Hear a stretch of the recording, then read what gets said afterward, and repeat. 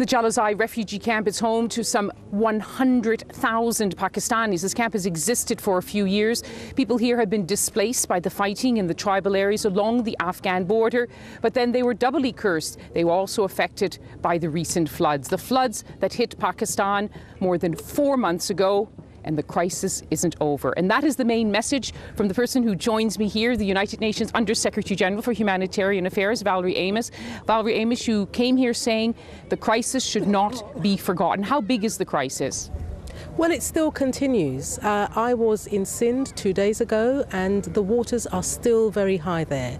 You come to an area like this where a lot of people have returned home, but of course for security reasons the people in this camp have not been able to go back. We have to make sure that if they do return, it's on a voluntary basis, that security is maintained and that basic services are also provided.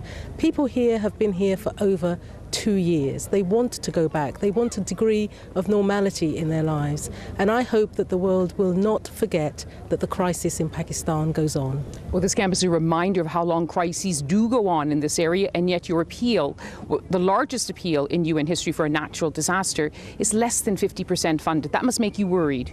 Of course it makes me worried, but it's an appeal for a year.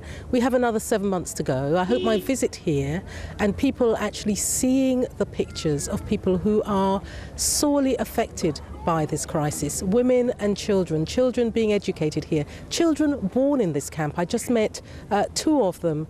This is a situation which is a crisis for those people. It really does have a human face. And I think when people remember that, they will persuade their governments to give more. Now, the people here, you can see that, rows and rows of tents. They're fortunate because the winter is closing in. They have protection. But when it comes to your appeal for shelter, I understand it's only 14% funded. People are going to be living in the open. It's very cold here. I think people need to remember that winter is real.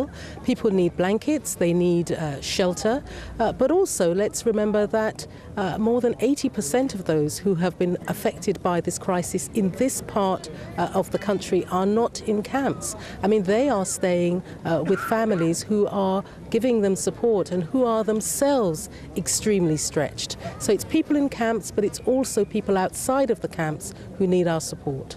You have to work with the Pakistani authorities. As you know, they've come under criticism. What is your message to the Pakistan government? Because, of course, it's to them that the people look to first of all. This has to be a partnership.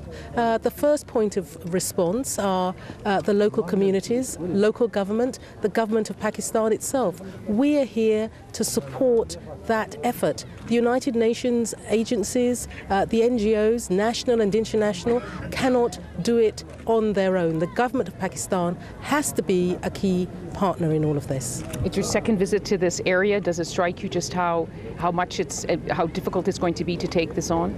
Well, what strikes me is that a lot has been done. We've managed to feed millions of people. Millions of people have access to clean water, but the scale of this is what people have to remember. Nearly 20 million people affected.